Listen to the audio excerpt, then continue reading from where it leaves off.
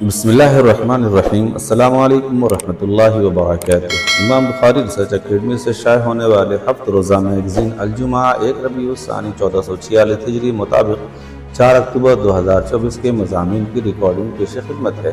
الحمدللہ رب العالمین وصلی اللہ علی النبی الامی الکریم، اما بعد۔ پہلا مضمون ہے سیرت رسول صلی اللہ علیہ وسلم سے رہنمائی کے چند اہم پہلو، قسط نمبر 3، مضمون نگار مولانا محمد فرید حبیب ندوی۔ نمبر 7، سماجی امور و دلچسپی۔ نبی کریم صلی اللہ علیہ وسلم ایسے شخص نہ تھے جو بس اپنی زندگی میں مگن ہوں، جسے سماج سے کوئی مطلب نہ ہو، بلکہ سیرت کے واقعات بتاتے ہیں کہ آپ صلی اللہ علیہ وسلم سماج کے مسائل میں دلچسپی لیتے تھے اور اس کی مشکلات و مسائل کو حل کرنے کی کوشش کرتے تھے۔ یہی وجہ ہے کہ نبوت سے پہلے کے بھی کئی ایسے واقعات ملتے ہیں جن سے آپ صلی اللہ علیہ وسلم کی اس پہلو پر روشنی پڑتی ہے۔ جیسے آپ صلی اللہ علیہ وسلم جب 15 سال کے تھے تو قریش کو ایک جنگ کا سامنا کرنا پڑا جس کا نام حرب الفجار ہے۔ آپ صلی اللہ علیہ وسلم نے اس میں نہ صرف دلچسپی لی بلکہ آپ اس میں شریک بھی ہوئے۔ اسی طرح جب مکے میں ایک شخص پر ظلم ہوا اور مکے کے انصاف پسند لوگوں نے اس کی مدد کرنی چاہی تو آپ صلی اللہ علیہ وسلم نے اس میں بڑھ چڑھ کر حصہ لیا۔ اس واقعے کو حلف الفضول کہتے ہیں۔ اور پھر جب کعبے کی تعمیر کے وقت قریش میں جھگڑا ہوا تو آپ صلی اللہ علیہ وسلم نے ہی حل کروایا۔ یہ تمام واقعات بتاتے ہیں کہ آپ صلی اللہ علیہ وسلم سماج سے کٹ کر رہنے والے انسان نہ تھے۔ سیرت کا یہ پہلو بھی ہمارے لیے رہنمائی کا کام دیتا ہے۔ آج بہت سے مسلمان بس اپنی زندگی میں مست ہیں، انہیں اس سے کوئی مطلب نہیں کہ ان کے سماج میں کیا ہو رہا ہے، کس کے ساتھ کیا مسائل ہیں، کیا اچھائی اور برائی پھیل رہی ہے۔ ان کی یہ روش ٹھیک نہیں ہے۔ نمبر 8، زندگی میں توازن۔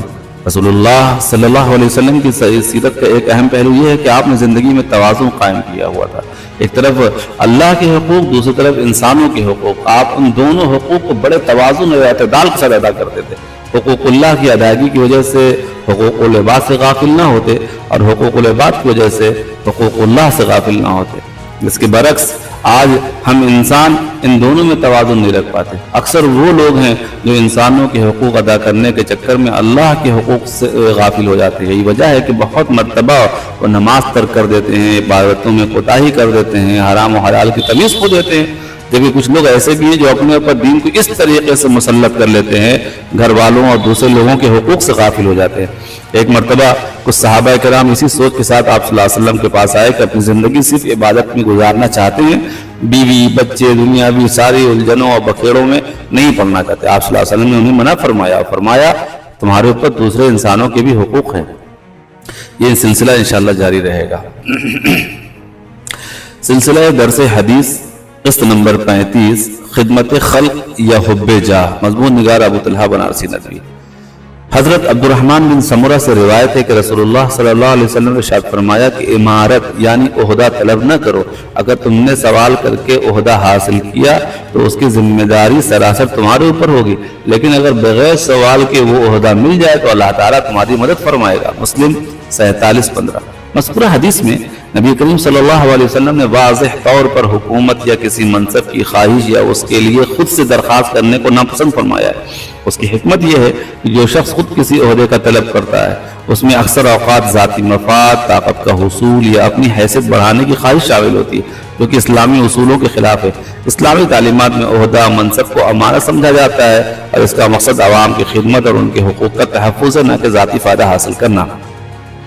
اس لیے آپ صلی اللہ علیہ وسلم نے ذمہ داران کو اس بات کی تاکید فرمائی ہے کہ وہ کسی ایسے شخص کو عہدہ نہ دیں جو خود اس کی طلب رکھتا ہو، کیونکہ ایسے شخص میں قیادت کی ذمہ داریوں کو درست طریقے سے نبھانے کی صلاحیت شک کے دائرے میں آ جاتی ہے۔ اس لیے عہدہ صرف اسے دیا جائے جو خود سے طلب نہ کرے، بلکہ جس میں قیادت کی فطری صلاحیت ہو اور جو اپنی ذمہ داریوں کو پوری دیانتداری اور اخلاص کے ساتھ نبھا سکے۔ یہ بات بھی ذہن میں رہنی چاہیے کہ عہدہ یا امارت ایک ذمہ داری ہے جس کی جواب نہیں ہوتی ہے۔ کمی کوتاہی کی صورت میں سزا بھی بھگتنی ہوگی، اور ظاہر ہے کہ اس میں کمی اور کوتاہی کے ہو جانے کے قوی امکانات موجود رہتے ہیں۔ اس لیے خامخواہ خود سے ہی اس مصیبت کو گلے میں نہ ڈالا جائے۔ ہاں، اگر اللہ کی طرف سے کوئی ذمہ داری آن ہی پڑے، لوگ زبردستی گلے میں ڈال ہی دیں تو اللہ کا نام لے کر سنبھال لینے میں کوئی حرج نہیں، تب اللہ کی توفیق بھی شامل حال ہوگی اور لوگ بھی تعاون کریں گے۔ اسی طرح اگر کسی شخص کو یہ یقین ہو کہ وہ کسی عہدے کے لیے بہترین اہل ہے، اس کے بغیر کوئی دوسرا اس کام کو انجام نہیں دے سکتا، اس کے ذمہ دار بننے پر کوئی فتنہ بھی نہیں ہوگا، اس کی نیت صرف اللہ کی رضا اور مخلوق کی خدمت ہو، تو ایسی صورت میں عہدہ طلب کرنا بھی جائز ہے، لیکن نیت صرف خدمت ہو اور انصاف کرنا ہو، نہ کہ مال و جاہ کی محبت۔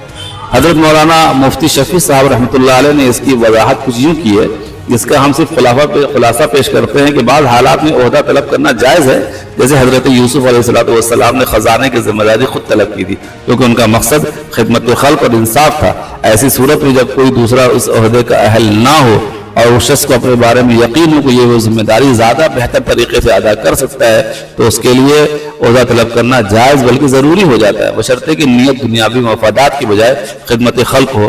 معارف القرآن سورہ یوسف جلد نمبر 5 صفحہ نمبر 90۔ خلاصہ یہ کہ عام حالات میں عہدہ طلب کرنا جائز نہیں، پھر یہ بھاری ذمہ داری ہے جس کے بارے میں باز پرس کی جائے گی۔ تیسرا مضمون ہے اصلاحیات، ایک ایسا جھوٹ جسے جھوٹ نہیں سمجھا جاتا۔ مضمون نگار مولانا محمد خالد ضیاء صدیقی ندوی۔ جھوٹ بولنا ہم جانتے ہیں سب گناہ ہے، قرآن مجید میں جھوٹ بولنے والوں پر اللہ کی لعنتیں برسائی گئی ہیں۔